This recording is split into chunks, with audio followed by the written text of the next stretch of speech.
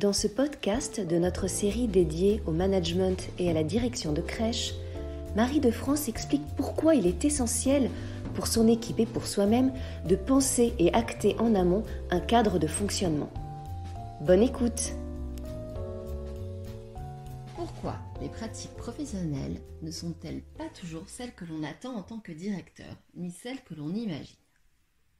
La première raison est sans doute liée au fait que les formations qui ouvrent les portes des crèches aujourd'hui ne préparent pas au métier de praticien. Mais ça, vous le savez bien, ce n'est pas une surprise. Aborder des notions de pédagogie, de psychologie, ne donne pas les clés nécessaires pour adapter son discours, ses demandes, à comment apprend l'enfant, car c'est cela dont il est question quand on parle de bonnes pratiques. Le mot apprendre est déjà peu attractif auprès des professionnels de la petite enfance, comme s'il revêtait une arrogance toute empreinte de scolarité. Arrêtons de confondre et amalgamer apprendre et apprendre à l'école. Deux sujets bien différents, deux temps où le cerveau de l'enfant est bien loin d'avoir les mêmes possibilités. Et pourtant dire aujourd'hui encore que l'enfant est à la crèche pour apprendre reste une affirmation aberrante et péjorative pour beaucoup d'entre vous. Je n'ai pas peur de dire que notre regard sur l'enfant doit évoluer et que nous devons prendre conscience que les conditions d'apprentissage à la crèche sont un enjeu majeur de son développement. Il est terrible pour tous les professionnels des crèches que vous gérez de se sentir investis d'une mission de pédagogue sans savoir réellement comment l'enfant apprend. Les 3 premières années de la vie sont celles où la marge de progression de l'enfant est la plus rapide, la plus conséquente.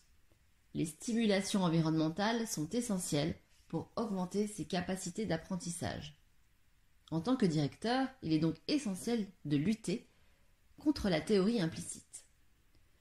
Vous ne pouvez certes pas aujourd'hui d'un coup de baguette magique réformer les contenus de formation, mais vous pouvez en tant que directeur de AGE énoncer plus clairement et précisément ce que vous attendez de chacun des membres de votre équipe. Je vous entends d'ici dire « mais c'est ce que nous faisons déjà ». Je ne pense pas me tromper en vous affirmant qu'aujourd'hui il existe peu de lieux où le cadre de fonctionnement a été pensé et acté en amont, écrit et partagé avec l'équipe, en énonçant clairement les possibles et les interdits, délimitant ainsi le champ d'action. Sans cela, il sera impossible pour votre équipe de se situer dans ses actions. Chacun fera donc à sa manière, selon ses propres critères, ou ce qu'il a pu retenir ou interpréter de vos demandes, critères souvent pluriels et enracinés dans l'éducation. Je ne peux pas faire ici l'économie de faire un petit aparté pour faire le distinguo entre éducation et éducatif. L'éducation est une combinaison d'influences diverses, familiales, environnementales, empiriques. L'éducation, c'est d'abord une relation, une expérience, un vécu. Ce qui nous intéresse ici, ce n'est pas l'éducation, mais la relation éducative. Cette relation n'est pas une affaire de lien, c'est surtout une affaire de position. Cette position doit être donnée par l'institution, par la fonction, par les missions. La relation éducative soulève donc la question de la professionnalisation des relations. Cela traduit la nécessité de se distancier de ses affects et de ce qui nous constitue, nos représentations, notre éducation, pour pouvoir être ainsi en mesure d'accueillir l'enfant en fonction de ses besoins, de ses capacités, bref, de son développement. Dans le langage courant des crèches, les adultes qui partagent le quotidien des enfants pendant le temps d'absence de leurs parents sont appelés professionnels de la petite enfance. Professionnels, bien entendu, par souci d'opposition et de ne pas pouvoir amalgamer l'éducation des parents et l'accompagnement éducatif dispensé dans les crèches et la fameuse relation éducative. Être un professionnel de l'accueil de la petite enfance, c'est donc agir selon ses missions et non selon ses points de vue personnels. C'est une personne qui travaille auprès des enfants des autres et qui a des connaissances relatives au développement de l'enfant. Être un professionnel de l'accueil de la petite enfance revient donc à dire être capable de faire abstraction de sa propre éducation et de rentrer dans l'éducatif pour prendre soin, au sens large du terme, de l'enfant en l'absence de ses parents. Faire abstraction, professionnaliser, de bien jolis mots, de bien belles intentions, mais cela est bien loin d'aller de soi. Ce n'est pas si simple, et encore moins dans un contexte sociétal où, encore aujourd'hui, on s'imagine, pour pousser la caricature à l'extrême, qu'être une femme, pardon à vous messieurs, et aimer les enfants sont les deux piliers de notre secteur et la réponse toute trouvée au recrutement. Au secours! Où je veux en venir? Au manque cruel de prescriptions de travail, comme si dans notre secteur, nous n'en avions pas besoin. On aime les enfants, on saura s'occuper d'eux en crèche. Vous imaginez un pompier à qui on n'aurait pas explicité en amont comment éteindre un feu? Il pourrait certes l'éteindre, mais pas forcément de façon efficace et avec les bons outils. Eh bien, c'est un peu ce qui nous arrive. Pour ces raisons, le cadre de fonctionnement revêt une immense importance. Les fonctionnements institutionnels vont poser le cadre des possibles et des interdits dans la crèche et permettre à chacun des acteurs de savoir comment se situer et pourquoi faire. C'est un peu comme un règlement intérieur, mais dans une version personnalisée pour chaque crèche avec les postures et actions attendues sur chacun des sujets et des temps de travail. Ils vont poser les règles du bien vivre ensemble, de l'arrivée à la crèche du professionnel jusqu'à son départ, sur la sécurité, la responsabilité de chacun, sur l'accueil des enfants, des familles, sur l'équipe et ses rituels de travail. Plusieurs enjeux. Le premier, ne rien laisser au hasard pour ne pas avoir de mauvaises surprises. En effet, vous n'êtes pas sans savoir les effets d'une consigne orale pour plusieurs interlocuteurs, c'est-à-dire, si celle-ci manque de précision, autant d'interprétations possibles que d'interlocuteurs et de subjectivité. Le deuxième enjeu, et l'on n'y pense pas toujours, c'est en cas de problématique avec un membre de votre équipe qui, par exemple, contesterait un point pédagogique. Il est primordial que les consignes aient été énoncées clairement, lues et écrites pour pouvoir justifier en tant que directeur que vous avez donné les outils et les moyens de faire. Diriger, c'est certes prendre des risques, mais dans notre domaine, le risque est bien trop conséquent pour ne pas être anticipé. Cessons donc le bricolage méthodologique. Remémorons-nous que l'entrée en profession se fait par des savoirs théoriques, pas toujours adaptés au métier, avec une différence de culture professionnelle, et aidons nos équipes à transposer tout cela en pratique professionnelle. Je radote volontairement, mais notre activité n'est pas qu'une activité de repérage et d'interprétation de signes émis par l'enfant.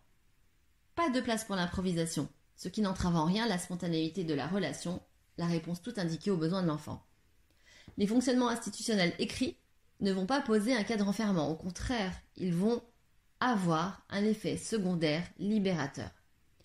Les professionnels sont épuisés d'improviser sans cesse, de courir après le temps pour faire concorder dans une journée type toutes les activités liées à l'accueil, la transition, le change, le repas, la pause déjeuner, la sieste, le goûter, le jeu libre, les transmissions, les retrouvailles, une liste non exhaustive. Il est compliqué de gérer les conflits d'objets, la morsure, le respect du rythme, les interactions en grand groupe. Pourquoi, à votre avis? Pas forcément parce que le petit Jonathan est difficile en ce moment, il tape tout le monde, il ne veut partager. Juste parce que l'espace de travail n'a pas été pensé et que demander à son équipe d'accueillir l'enfant dans le respect de son histoire, dans sa globalité, d'être respectueux de son rythme, de garantir sa sécurité affective, ne donne pas de solution concrète de mise en œuvre d'un dispositif de protection d'un enfant dépendant et d'un environnement qui doit l'aider à apprendre. Vous êtes les mieux placés pour comprendre ces enjeux stratégiques. Votre travail de manager consiste à créer du sens à travers des pratiques requises que vous devez diffuser à votre équipe. C'est en fonction du sens que vous donnerez au travail que votre équipe acceptera de s'engager, et pour cela vous devez clarifier au maximum de manière accessible tout ce qui vous semble aller de soi. Vous devez donc d'abord travailler sur votre vision pour mettre en œuvre des actions pédagogiques identifiables au service des capacités et des compétences de l'enfant. Vous devez organiser, faire évoluer et rationaliser les pratiques et le fonctionnement de votre structure. Travailler sur le sens va vous permettre de prendre du recul, d'avoir une vision globale à transmettre à votre équipe. Et il n'y a rien de tel pour motiver son équipe que de comprendre le pourquoi de ce que l'on fait. Alors, aujourd'hui, je vous invite à faire une pause. Une pause pour réfléchir à ce que vous souhaitez insuffler dans l'établissement que vous dirigez et quelles sont les valeurs qui vous animent. Je vous invite à prendre note de ce qui vous pose question et ce que vous ne voulez plus voir, car c'est toujours plus simple de commencer par cela. Je vous invite à poser des consignes simples, didactiques, explicites. en imaginant qu'une personne non initiée qui débarquerait dans votre crèche pourra déployer à l'aide de vos consignes des actions pertinentes et bienveillantes et surtout adaptées au développement de l'enfant. Lorsque dans le cadre de la formation continue, j'accompagnais des directeurs de Agir, je leur disais toujours « Imaginez que demain, vous embauchez un coiffeur. C'est un métier de passionné, de technique, aux antipodes du travail en crèche, et que vous deviez le laisser accompagner un groupe d'enfants toute la journée. De quoi aurait-il besoin ? Qu'est-ce que précisément il aurait besoin de savoir ou de faire pour que tout se passe bien ? Je vous invite donc à faire cet exercice, en balayant chaque rubrique ou thème qui compose votre journée. Règles de vie en collectivité, sécurité, hygiène, accueil des familles, accompagnement des enfants, l'équipe, les orientations pédagogiques, les responsabilités que vous souhaitez confier à l'équipe, les réunions, l'accueil des stagiaires, les événements festifs et pédagogiques. Je vous invite à créer ces consignes professionnelles qui seront pour vous un vrai atout managérial. Et comme j'aime finir mes podcasts par une citation, j'ai envie de vous livrer celle-ci de Victor Hugo, issue des Contemplations. Tout ce qui augmente la liberté augmente la responsabilité.